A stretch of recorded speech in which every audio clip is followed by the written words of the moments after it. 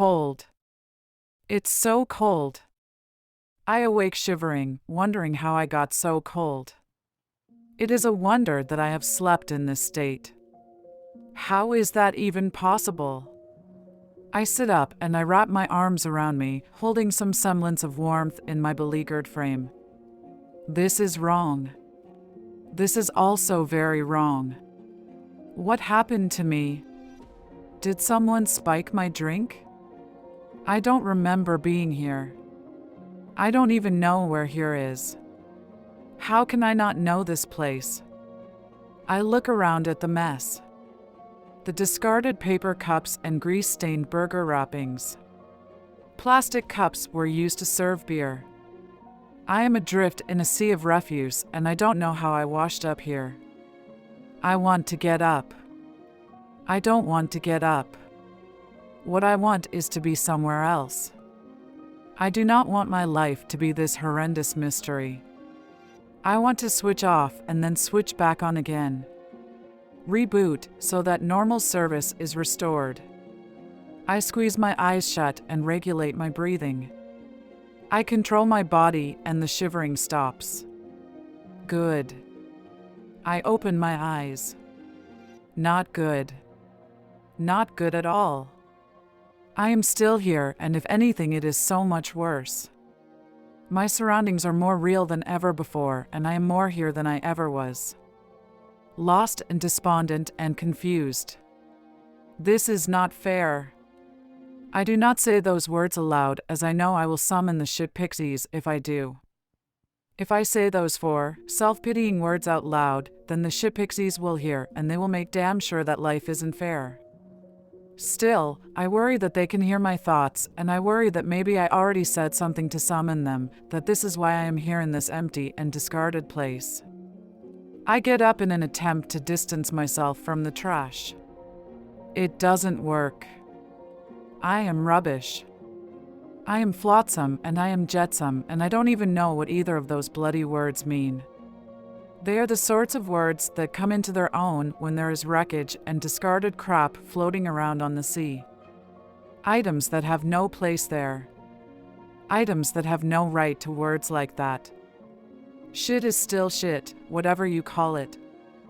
I feel like shit, and in the circumstances, it fits. I fit.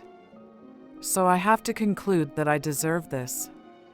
Whatever this is. Walking seems like a good idea. I don't walk. Not at first. I stand and will myself elsewhere, knowing that this is madness. But then all of this is madness. Walking will only make it worse, but eventually I relent and provide some momentum to the proceedings. The movement is good. Unless you're running away, that is. You have to move to live, but the trick is to move in the right direction.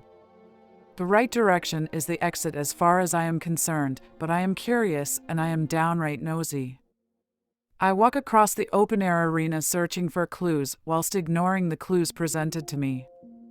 I am in denial as I attempt to find something that will make all of this better. I want it to go away. I want something different from what I already know. I should want to make sense of it all, but I think I already know, and the prospect of knowing terrifies me. The existence of the truth and its being so very near makes me sob. There is no one here. I know this with dread clarity and terrible certainty. There is no one here, and yet I search for them all the same. I should be worried about being locked in. I should be looking for a way out. I should have this overriding urge to ensure that I can get out of here. But I don't. I traverse the stinking sea of detritus and I pretend it is something altogether different. When that veneer of lies slips, I continue to deceive myself, but in the end, I am crying and I know why I am crying. A slice of truth has been served to me whether I liked it or not. I may not have an appetite for it, but it sits before me regardless. This sea of rubbish is old and decaying. This place is a grave. I miss the show by a country mile, and no one is ever going to clear this mess up. No one. All the same, I walk to the nearest food concession and I peer over the counter. The metal surfaces are rusting and the glass on the fridges is crazed and opaque. I clamber over, suddenly thirsty. Opening the fridge door, I see cans that have faded in the sun. Red to a pathetic, deathly pink.